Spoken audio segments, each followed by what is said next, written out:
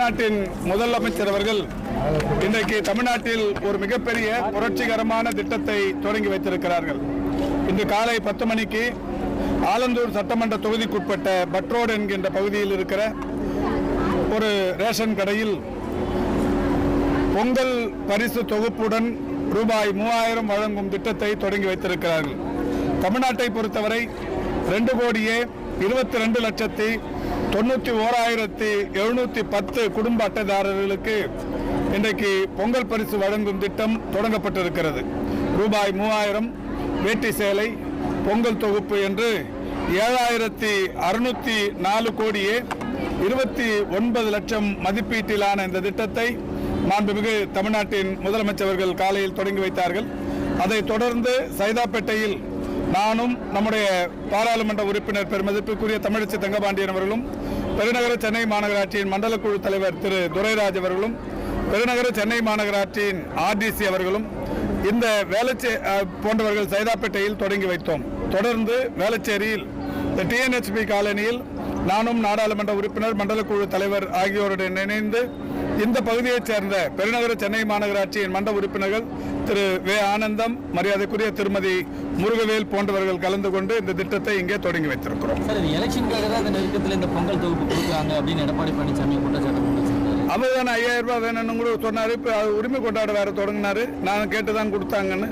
அப்போ அது எலெக்ஷன் தெரியலையே அவருக்கு. தஞ்சை மருத்துவமனையில் பார்த்தீங்கன்னா வேண்டும் என்பதற்காக வலுவான கூட்டணி அமைக்கணும்னு சொல்லிட்டு அமித்ஷாவை சந்திச்சிட்ட பிறகு எடப்பாடி சொல்லியிருக்காரு. அதாவது நான் ஏற்கனவே இது நிறைய தடவை சொல்லியிருக்கேங்க. போன வருஷம் தான் நாடாளுமன்ற தேர்தல் நடந்தது.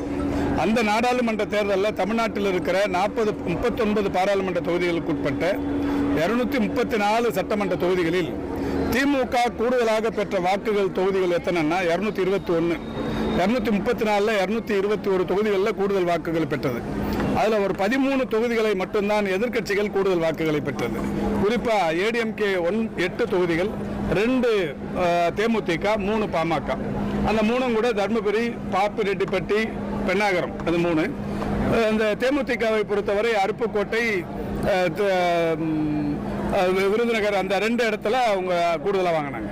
மொத்தமே ADMKவை பொறுத்த வரைக்கும் திருக்கோவிலூர், கள்ளக்குறிச்சி, எடப்பாடி, அந்த மாதிரி ஒரு 8 தொகுதி, மொத்தமே 13 தொகுதியில் தான் அவங்க கூடுதல் வாக்குகள் வாங்கினாங்க. 221 தொகுதிகளில் திமுக கூடுதல் வாக்குகளை பெற்றது.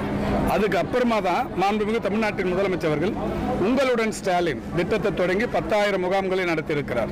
நலம் காக்கும் ஸ்டாலின் 1,756 முகாம்கள் நடத்தப்பட்டு கொண்டிருக்கிறது. அதுக்கப்புறமா தான் அன்பு கரங்கள் வந்தது.